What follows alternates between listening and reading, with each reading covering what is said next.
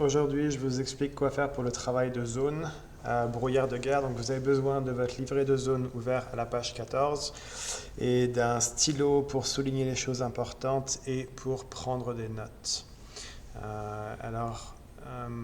pouvez lire la description ici. Vraiment, la première chose que vous avez besoin de faire, c'est de choisir soit un thème de zone, soit un personnage. Et les thèmes, vous les avez en haut, on les a étudiés ensemble.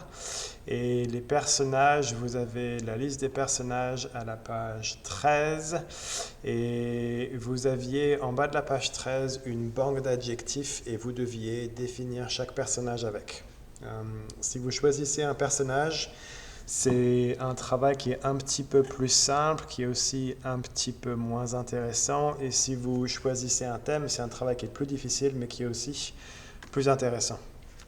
Alors, si vous choisissez un personnage, assurez-vous que les mots que vous utilisez pour le décrire sont à la fois positifs et négatifs, afin de présenter le personnage et son évolution de manière nuancé, équilibré et pas biaisé. Donc, par exemple, si vous faites le personnage de Tarzan, vous pourriez dire qu'il est fort, qu'il est courageux, qu'il est protecteur, mais il est aussi peut-être impétueux ou alors naïf, n'est-ce pas?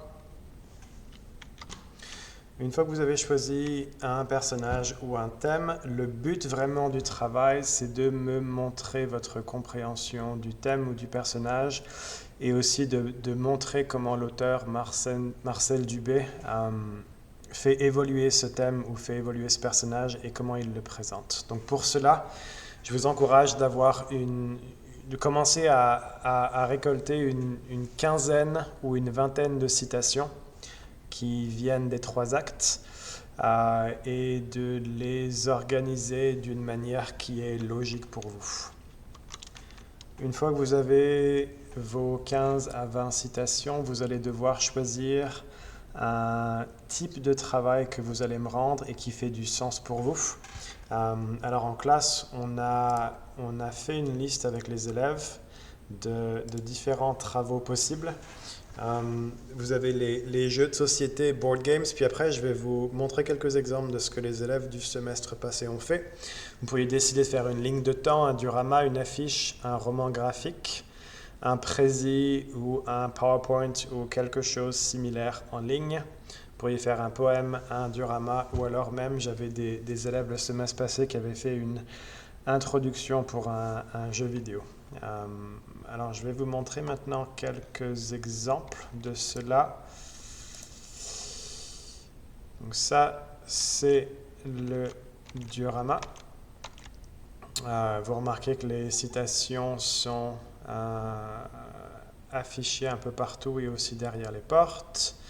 Ça, c'était un jeu de société, donc vous aviez des pions, vous aviez des dés, il y avait une boîte qui contenait des cartes avec des citations et des questions.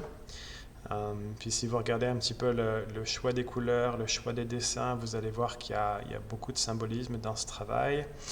Une autre option, c'est le roman graphique, donc ça serait soit de résumer le livre entier ou de résumer une partie importante du livre avec un dessin et quelques citations, donc vous êtes libre de comment vous organisez cela. Ça, c'est un autre exemple de roman graphique. Et ça, c'était un travail un petit peu différent, où je ne demandais pas de citations, mais pour ce travail, vous aurez besoin de trouver un moyen de mettre des citations dedans. Et ça, c'est tout ce que j'ai comme exemple. Donc les idées que je vous propose, ce n'est pas toutes les idées possibles. Si vous avez une autre idée que vous aimeriez mettre en place, sentez-vous libre de le faire. Si vous n'êtes pas certain, envoyez-moi un courriel, puis on peut en discuter. Donc la première partie du travail, ça va être de choisir le thème, le personnage, et de trouver les citations. Et j'aimerais que vous fassiez cela sur un document doc et que vous me le rendiez la semaine prochaine, mercredi, pour que je regarde cela, que je fasse des commentaires. N'hésitez pas non plus dans votre travail à m'écrire un petit paragraphe qui explique ce que vous avez l'intention de faire. Après, moi, je vais regarder vos citations, puis le descriptif de ce que vous avez l'intention de faire. Je vais mettre de la rétroaction, je vais faire des commentaires, et on va décider d'une date de remise de ce travail. Je pense que ça va être la semaine du 6 avril. Donc, vous aurez environ 3 semaines pour faire ce travail. Et la dernière chose, c'est que j'aimerais que vous m'écriviez une explication de 300 à 500 mots du travail que vous avez fait, dans laquelle vous allez justifier de vos choix artistiques, des citations que vous avez choisies par exemple, s'il y a quelques citations qui vous semblent très importantes.